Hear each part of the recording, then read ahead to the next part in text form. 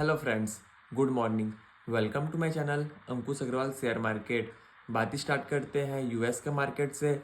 Dow Jones 0.35% negative close हुआ। S&P 500 0.3% negative close हुआ और नेस्डैक 0.25% नेगेटिव क्लोज होकर बंद हुआ। लेकिन फिलहाल के लिए हमारे मार्केट के लिए संकेत फ्लैट है। गिफ्ट निफ्टी फ्लैट ओपनिंग की तैयारी दिखा रहा है, ना नेगेटिव ना पॉजिटिव, कुछ उसका मूड माहौल नहीं है कि वो किस बेस पर ओपन होगा।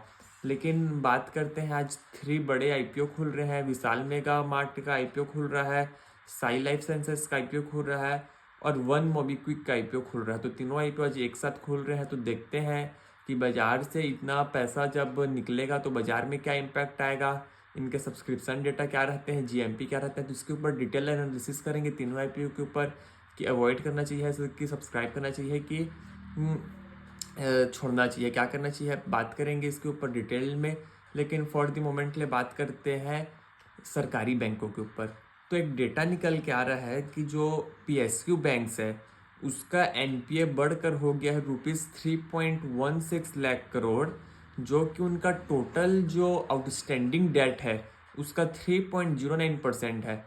तो इसका मतलब ये है कि अगर बैंक 100 रुपये उधारी दिए हैं तो 3 रुपये का उनका उधारी रुक गया है, जो कि इनका एनपीए हो गया है। तो बहुत बड़ी एक प्रॉब्लम बैंक में देखने को मिल रही है।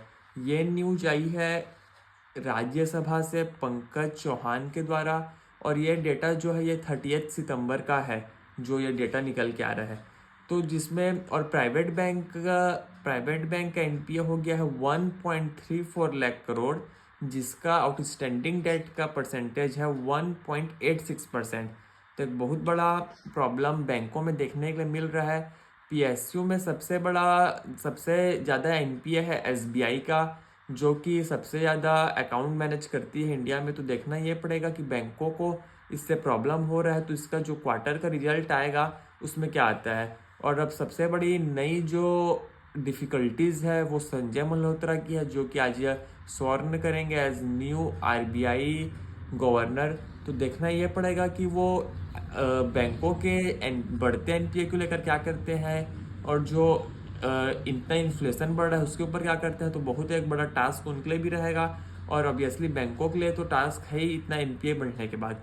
और एक नई कहानी निकल के आ रही है कि कई अकाउंट का बैंक हेयर कट कर रही है। कई पर्सनल लोग डेट लिए हैं, जो कि वो डेट को जानबूझकर नियत खराब होने के कारण वो देना नहीं चाह रहे हैं बैंकों को।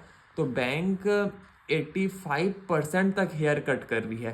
तो 85% तक हेयर कट कर रही है इन द सेंस ये है कि किसी से अगर बैंकों को 100 रुपये लेना है तो बैंक बोल रही है कि 15 रुपये दो और इसको बुक से क्लियर करो। तो एक बहुत बड़ा प्रॉब्लम बैंक को देखने को मिल रहा है। लेकिन बैंक ऐसा क्यों कर रही है पता नहीं। कहीं पर 15% हेयर कट, कहीं पर 50%, कहीं पर 85% तक हेयर कट देखने को मिल रहा है। तो मामला को सेटलमेंट कर रही है। लेकिन ये देखना पड़ेगा कि इससे कॉन्सिक्वेंसेस क्या होते हैं। लेकिन ऐसा जो हेयर कट का मामला है 1068 केस है जो ये मामला आया है। लेकिन मेरे को लगता है कि ये हेयर कट करके बैंकों को खाली प्रॉब्लम देखने को मिलेगी और बैंकों का एनपीए और बढ़ते चले जाएगा। लेकिन जो इतना एनपीए जो बढ़ा है, एनपीए मतलब नॉन परफॉर्मिंग एसेट होता है, जो मतलब लोन जो दिए रहते हैं उसका जो लोन का रिपेमेंट नहीं आता है तो कुछ पर्टिकुलर डेट रहता है, उसके बाद वो एनपीए के सेक्शन में आ जाता है। तो देखना ये पड़ेगा कि बैंक एनपीए को कैसे सुधारती है और जो आरबीआई के गवर्नर है संजय मल्होत्रा उसको कैसे टैकल करते हैं। फॉर द मोमेंट के लिए यहीं तक रखते हैं। आपसे शाम की फिर मुलाकात होगी और Vishal Mega Mart, Sai Life Sciences और वन मोबी क्विक के ऊपर भी डिटेल में एनालिसिस होगी। आपसे शाम की फिर मुलाकात होगी, तब तक के लिए थैंक यू।